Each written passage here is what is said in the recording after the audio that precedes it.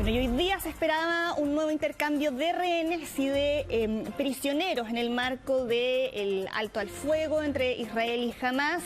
Desde Hamás ya liberaron a 8 de los rehenes, pero la liberación fue bien caótica, Pato. Hubo ahí miles de personas ahí que llegaron al lugar en el que se iba a materializar esa liberación, y eso generó la molestia por parte de Israel. Hoy día, después de la liberación de los rehenes, Israel tenía previsto liberar a 110 presos palestinos, pero el primer ministro israelí Benjamín Netanyahu dijo que esa liberación va a quedar en suspenso, porque dijo que quería que se dieran garantías de que la liberación de los rehenes fuera segura, porque cuando los estaban liberando ahí en la franja de Gaza hubo algunos grupos que, mientras los trasladaban a vehículos de la Cruz Roja, comenzaron a increparlos, y ahora desde el gobierno de Israel están pidiendo a los mediadores que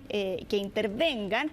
Se han liberado entonces a 8 rehenes, entre ellos una soldado israelí, también a 5 ciudadanos tailandeses que pudieron después reunirse con su familia. En el caso de la soldado que estamos viendo ahí, que había sido objeto de uno de los intercambios de palabras que habíamos visto durante el fin de semana. Arbel Yehud es la soldado que hoy día fue liberada, y que aquí hubo una especie de disputa tal vez sobre la secuencia en la que se iban a liberar a los rehenes, porque se había dicho en un comienzo que iba a ser liberada durante el fin de semana pasado, cuando ya se habían liberado otras 4 soldados israelíes, pero desde Hamás dijeron que eso iba a ser a la semana siguiente, o sea, a partir del jueves, que era la fecha que estaba ahí estipulada en el calendario para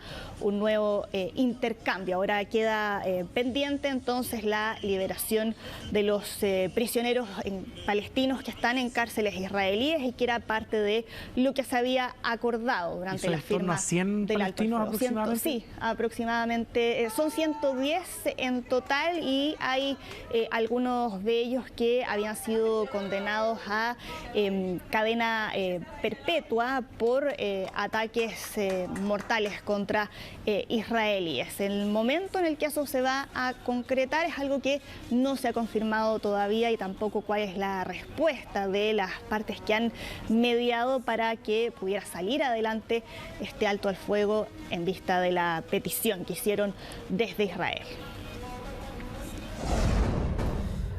Vamos a cambiar completamente de tema, porque era el otro tema que se está tomando la agenda durante esta jornada: la liberación de nuevos rehenes, justamente la nueva liberación de rehenes desde Hamás, justamente los rehenes que israelíes y también de otras nacionalidades, ojo, a cambio de prisioneros palestinos que Israel ya ha dejado libres. Lo vamos a hablar a esta hora con Guido Larsson, director del Instituto de Humanidades de la Universidad del Desarrollo, para que hagamos el análisis también de cómo sigue este proceso de alto al fuego y que ojalá siga avanzando también en el fin de este conflicto. Guido, ¿cómo estás? Bienvenido a Chilevisión Noticias. Mira, gracias por la invitación. Es un proceso lento, en parte porque fue definido así por las partes negociantes, Egipto, Qatar, Israel y los Estados Unidos, tratando de acotar lo más posible la posibilidad de que algo saliera mal. Es una de las razones por las cuales la entrega mutua, por un lado, de rehenes capturados israelíes por el lado de Hamás y de prisioneros excarcelados por parte de Israel, ocurre por goteo, porque de esa manera se controla el proceso, y entonces ambos actores tienen garantías de que, si observan de que no se están cumpliendo los protocolos, pueden dar pie atrás a la situación. Este es un proceso que tiene una primera fase de duración de 42 días, después de lo cual se pasa a una segunda fase de idéntica extensión, pero que está rodeado evidentemente de circunstancias políticas que hacen que sea posible, aún más no tan probable ahora, pero sí posible, de que la situación fracase de aquí en más, fundamentalmente porque las presiones desde el lado israelí son extraordinariamente altas. No hay que olvidar, por ejemplo, que el gobierno de Netanyahu, cuando anuncia esta negociación, termina inmediatamente con la renuncia de uno de sus ministros, con mucha presión por parte de sectores extremos de derecha en Israel y con una coalición de Netanyahu que está muy desequilibrada con relación a sus objetivos más bien de orden ideológico. Entonces, es una buena noticia que se liberen rehenes, es una buena noticia que el acuerdo se mantenga en pie,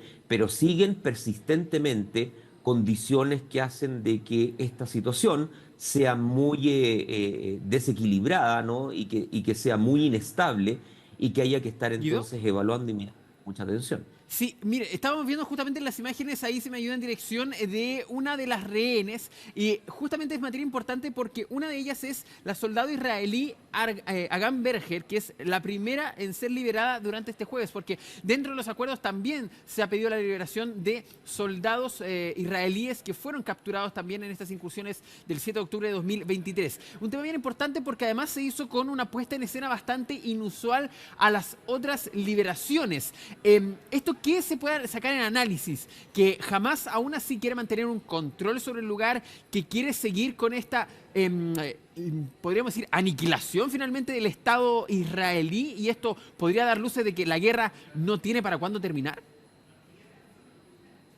Bueno, creo que lo vimos, de hecho, el año pasado con las primeras liberaciones de rehenes en un cese al fuego que finalmente terminó derivando en el conflicto aún más. Exacto. Pero detrás de esto hay mucho elemento de carácter performativo y es un elemento que creo yo que busca tres objetivos primordiales. Número uno, hacer presentar a Hamas como una organización políticamente responsable y por ende legítima, que contraviniendo por ende el discurso tradicional desde dentro de Israel, que Hamas es una organización fundamentalmente terrorista.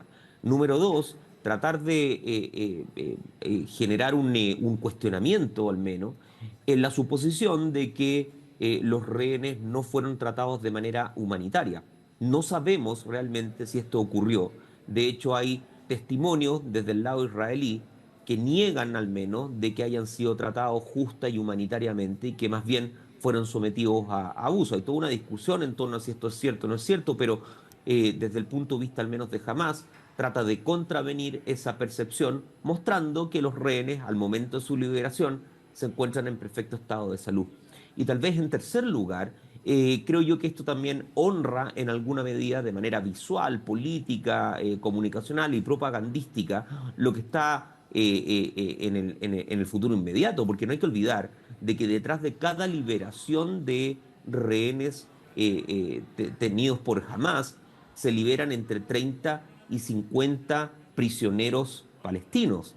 Y de hecho, en Exacto. esta primera fase debieran ser liberados alrededor de 1.700 prisioneros palestinos, lo que es una ganancia desde el punto de vista de Hamas. Y por ende, creo yo que mostrar eso a la audiencia israelí y en alguna medida también al mundo occidental garantiza, me parece, de que esto, al menos desde la perspectiva de la propaganda política, siga el flujo con vistas a la fase número 2 de este acuerdo firmado entre Qatar, Egipto, Estados Unidos, Israel y Hamas. Exactamente, para que tengamos también los números. 3 rehenes israelíes durante esta jornada, 5 tailandeses en Gaza, para liberar de parte de Israel, usted lo decía, una gran cantidad, en este caso fueron 110 presos palestinos.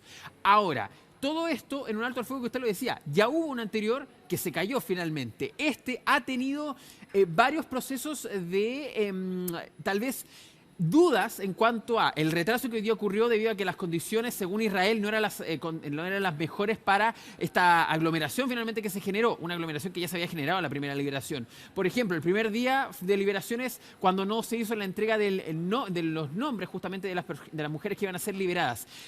Todo esto que ha hecho tambalear en algún momento el proceso y no se ha caído. Nos estamos acercando al día 16 para negociar las siguientes fases.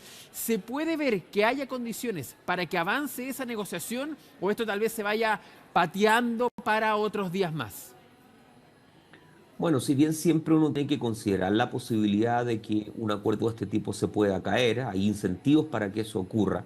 Lo cierto es que las condiciones internacionales han cambiado con la llegada de Donald Trump, que desde el primer día dio señales inequívocas de que no tenía ningún interés en mantener la continuación del conflicto en Gaza. De hecho, la propia prensa israelí informa de algo inusual que ocurre en este tipo de negociaciones, y es que antes de que Trump asumiera, ya había enviado a su enviado especial de Medio Oriente a tener relaciones bilaterales directas con el gobierno de Netanyahu. Y aparentemente habría sido ese elemento el que finalmente garantiza que el acuerdo se lleve a cabo. No hay que olvidar de que este acuerdo es más o menos el mismo que ya Biden había propuesto en mayo del año pasado. Pero claro, con un presidente debilitado, con un gobierno debilitado y que ciertamente no tiene ni el temperamento ni el carácter que tiene Donald Trump. Y justo antes de la firma del acuerdo, Donald Trump ya había dado mensajes muy claros y muy explícitos, particularmente dirigidos al gobierno israelí, de que él no toleraría una nueva negación finalmente de firmar un cese al fuego y avanzar con relación a esta liberación de rehenes. Entonces creo yo que esa presión hasta el momento ha servido para mantener alineado a Netanyahu y comprometido también a la contraparte de Hamas. Ahora, es cierto que Netanyahu tiene presiones por el lado de la extrema derecha en Israel, también por parte al interior de su propia coalición y también unos sectores de la opinión pública que, si bien recogen con algarabía la liberación de los rehenes, no están conformes ideológicamente con haber llegado a acuerdo con Hamas, y creo que esos son elementos que pueden interrumpir finalmente la realización de la fase 2 y 3 de esta negociación. Pero al menos como se ve hoy día, creo yo que vamos a transitar hacia el día 42 de esta primera fase, y creo que se aspecta positivamente la posibilidad de pasar a la fase 2 de esta negociación. Guido, ¿cree usted que en cuanto a este acuerdo dependa la estabilidad en Oriente Medio, pensando en los otros frentes también que tiene Israel con otras naciones o grupos que considera enemigos? Sí, yo matizaría lo que vamos a entender por actor Israel, porque también hay que tomar en consideración que detrás de procesos de desestabilización no están solamente las decisiones de los estados. Entonces, por ejemplo, si uno va a la Cisjordania, hoy día gran parte de la inestabilidad en Cisjordania no se explica por las acciones que están realizando los estados, sino que se explica por israelíes fanáticos de extrema derecha que han realizado toda una serie de acciones de violencia dentro de Cisjordania por encontrarse en oposición con este tipo de acuerdo. Y no hay que olvidar, simplemente si uno revisa la historia, de que después de los acuerdos de Oslo, firmado el año 93, ejecutado el año 94, un ciudadano israelí asesina al primer ministro responsable de esa firma, Yitzhak Rabin, y cuya orientación, el extremista que lo asesina, también era de extrema derecha. Entonces, creo yo que hay elementos de inestabilidad dado por las acciones que toman los estados en la zona de Medio Oriente, léase Irán o Israel o algún otro estado como por ejemplo el Líbano, pero bajo eso también operan grupos no estatales como Hezbollah, como eventualmente Hamas y como algunas personas de orientación extrema que pueden finalmente provocar inestabilidades por acciones que no tienen que ver realmente por el Estado. Entonces la matriz es realmente muy compleja, y creo yo que al menos en estas primeras semanas de este año las señales son relativamente positivas en términos de que se ha logrado algún grado de equilibrio que no se observaba al menos en el año pasado. Si esto va a proseguir de aquí en más, bueno, creo yo que es un interrogante que vamos a tener que estar constantemente haciéndonos, y de la cual este acuerdo sin duda es un factor central. Te lo decía Guido, es justamente el tema de cómo va a seguir este acuerdo, y si se sigue a las siguientes fases, siempre va a estar contra la marea, debido a que hay muchos incentivos para que estos acuerdos no sigan avanzando, debido a que hay algunos que incluso les conviene la inestabilidad en Oriente Medio. Guido Larsson, director del Instituto de Humanidades de la Universidad del Desarrollo, muchas gracias por el contacto con Chilevisión Noticias. No, gracias a ustedes, que tengan buena jornada. Que esté muy bien, cuídese.